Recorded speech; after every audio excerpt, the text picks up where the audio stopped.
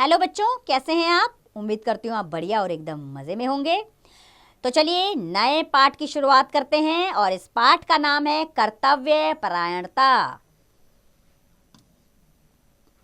तो बच्चों, प्रस्तुत पाठ में लेखक ने जफर मियाँ के विषय में लिखा है कि वे किस तरह तल्लीनता, श्रद्धा भाव, चाव और ईमानदारी से अपने पेशे को पूर्ण करते हैं, उसमें डूब जाते हैं।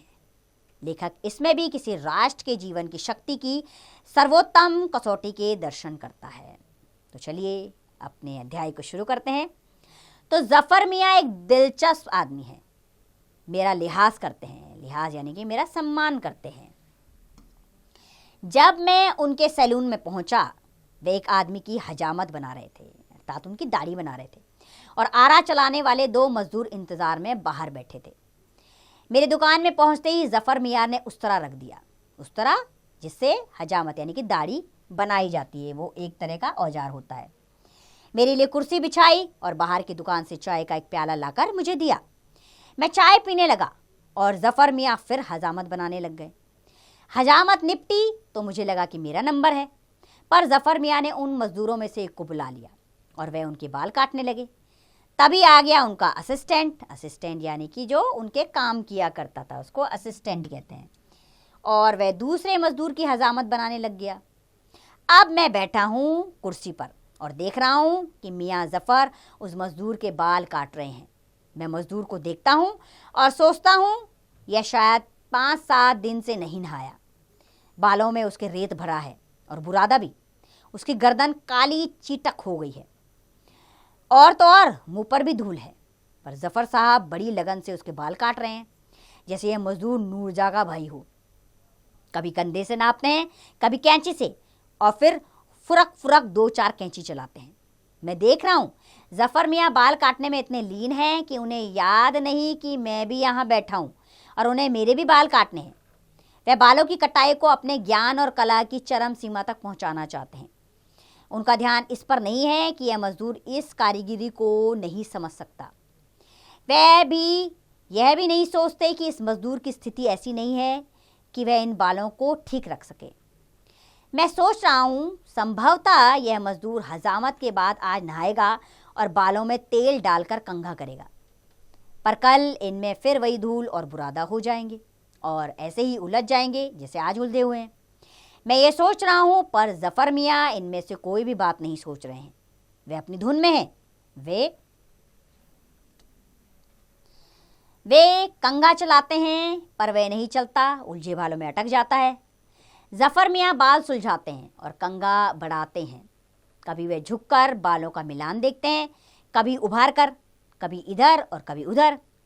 एक एक बाल पर, एक एक ढलाव पर, एक एक मिलान पर जफर की निगाह है, जैसे कोई इंजीनियर किसी पुल के खंभों का मिलान देख रहा हो। यों कटिंग पूरी हुई और कैंची को 4 बार ताल के साथ खाली ही चुकर चुकर चला। जफर ने कहा, लो सरकार, कट गए आपके बाल।